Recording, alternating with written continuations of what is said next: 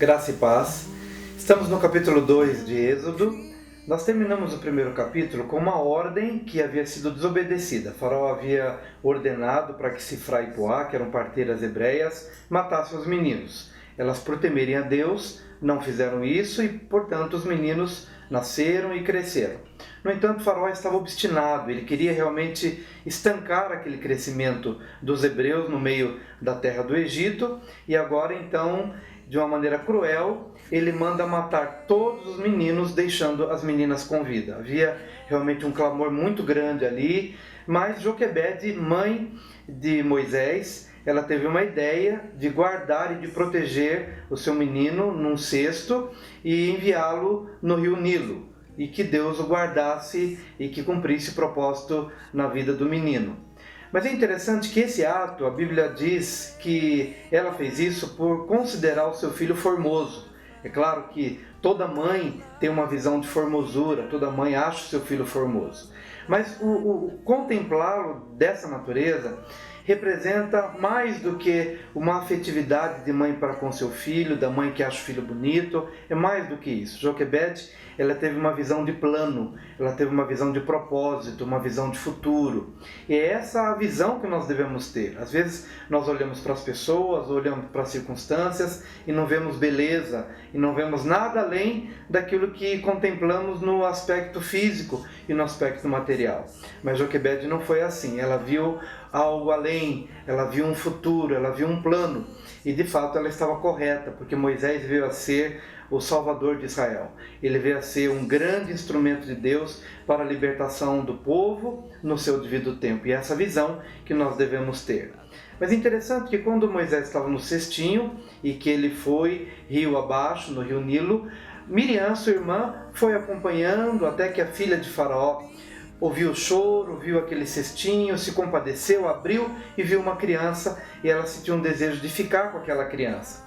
Miriam prontamente se ofereceu a voltar entre as hebreias e achar alguém que pudesse cuidar daquela criança para a filha de Faraó. A filha de Faraó aceita, e Miriam, de uma maneira muito sábia, vai e busca a própria mãe de Moisés. Isso nos mostra que o plano de Deus nunca se perde. Na verdade, Deus tinha um plano de salvação para Moisés. Moisés significa tirado das águas, e ele acabou sendo cuidado pela própria mãe, e isso faz parte de um plano divino, porque Moisés não podia ser educado numa cultura egípcia, pagã. Então Deus permite que ele receba todos os valores dos hebreus, todos os valores, dos seus ancestrais, Abraão, Isaac, Jacó, e no seu devido tempo ele é devolvido para a filha de Faraó. Mas esse propósito de Deus, ele se manifesta de uma maneira muito especial. 40 anos se passam e agora Moisés, mesmo no palácio egípcio, mas ele sente no seu coração, já na sua fase adulta, de ver como estavam seus irmãos hebreus, que naquela ocasião eram escravos. Ele vê, ele se compadece, e uma cena chama a sua atenção. Ele vê um egípcio oprimindo um hebreu. Para defender o hebreu, ele mata o egípcio, não fez o que deveria fazer, e por conta disso ele tem que fugir, porque Faraó descobre isso que havia acontecido. Mas é interessante que aos 40 anos ele sai para ver. Deus tinha um plano na vida de Moisés, para que ele visse, para que ele contemplasse. Anos mais tarde, Deus mesmo viria para Moisés também para dizer: tenho visto a aflição do meu povo.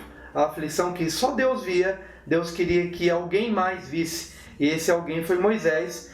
E essa visão da escravidão começou a gerar um desejo no coração de Moisés, de mudança, que não se cumpriu aos 40, mas aos 80 anos ele é instrumento de Deus para isso. Mas quando ele foge por matar aquele egípcio, ele vai lá para as terras de Midian, fugitivo. Ele acha que Deus esqueceu o plano que ele tinha para a sua vida, mas só estava começando. Ali, ao redor de um determinado poço, ele vê algumas moças tentando tirar água.